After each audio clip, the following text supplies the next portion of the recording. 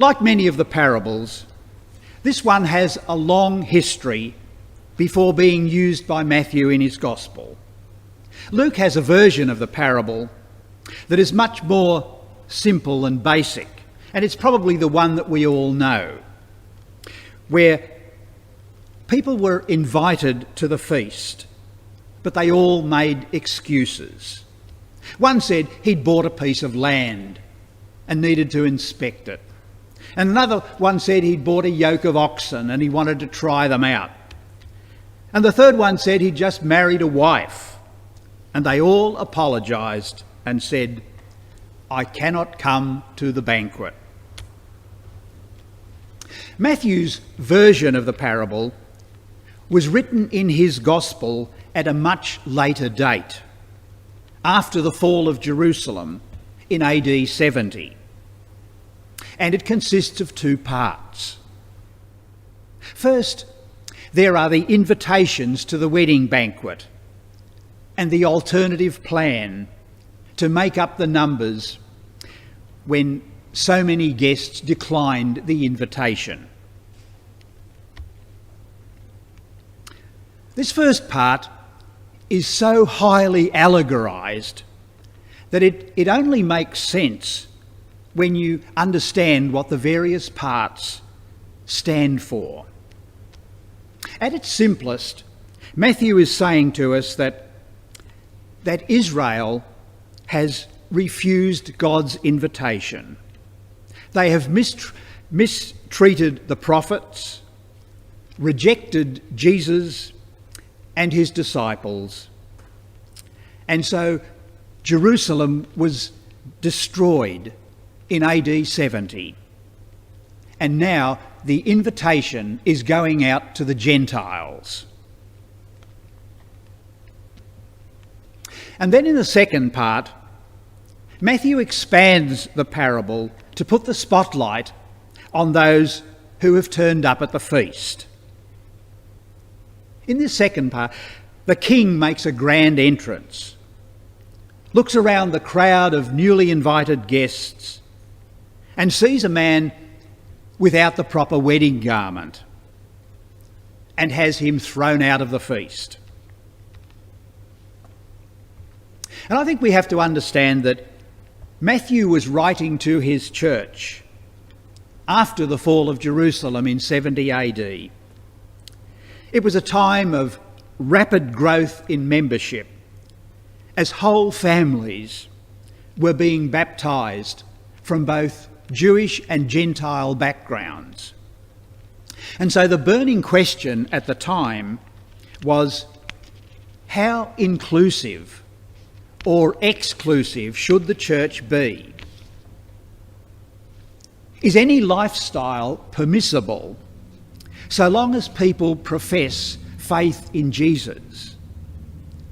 Or is there an expectation of changed lives as people grow in their relationship with Jesus? So what is Matthew saying to the church of his day and to us in all of this? Well, first of all, he is saying that the church must be inclusive.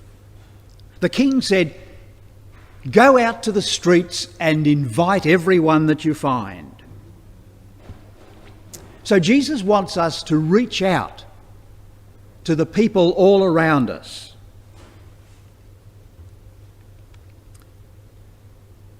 It's more than just keeping the church doors open.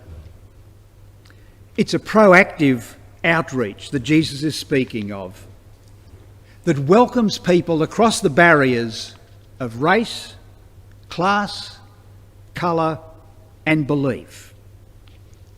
The parable points us to the inclusiveness of God's love.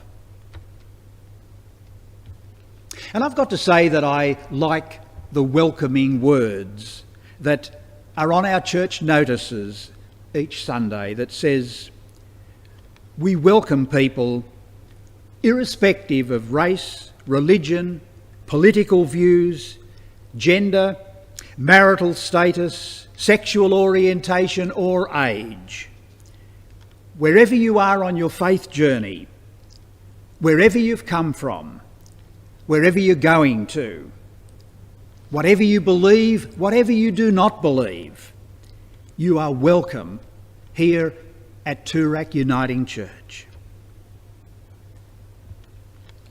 But secondly, Matthew is saying that mission or evangelism is not just an option for hyperactive Christians.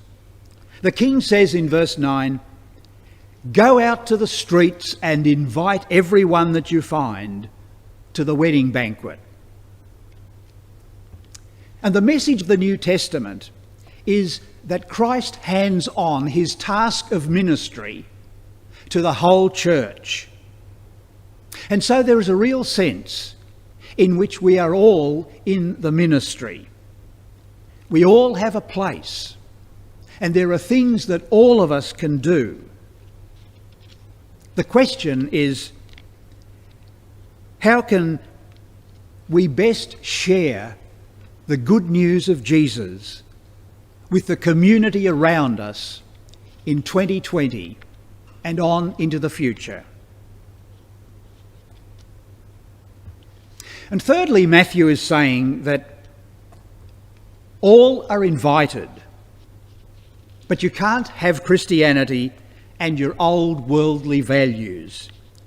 There is an expectation that when people know the love of Jesus in their lives, it should produce a change in values and actions.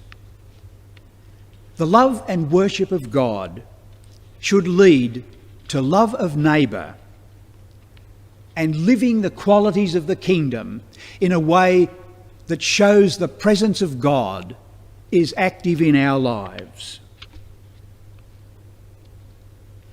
However, I think we must be very careful before we ever decided that someone didn't have a wedding garment. Remember, it was the king who evicted the man at the feast, and it's God who does the judging in God's good time. And finally, Matthew is saying to us, don't get complacent. Just because we are at the feast doesn't necessarily mean that we have the right clothes on. The wedding garment that we must wear is the new life in Christ. And what must be seen is the loving and caring qualities that grow out of our relationship with him. Matthew's saying that we must put on Christ, that we must wear or live a Christ-like life. And through love and friendship, we must continue his work of inviting people to the feast. This church, our church, has a wonderful future. But it depends on us. It depends on you and me. We're all part of the continuing ministry of Christ. And so if through love and friendship and the sharing of our faith, we are able to bring other people to worship and nurture them in the faith and friendship of Jesus, we will be extending the invitation, God's invitation to the feast, and bringing about new life in Christ, and showing that we are wearing the right clothes. Let's bow in prayer. Loving God, you know our lives and our thoughts. You can see right through us. You know how we can rationalise our position and avoid doing some of the things you want us to do. Help us as we worship today to hear your still small voice within and respond in love and trust and the giving of ourselves in your service. Amen.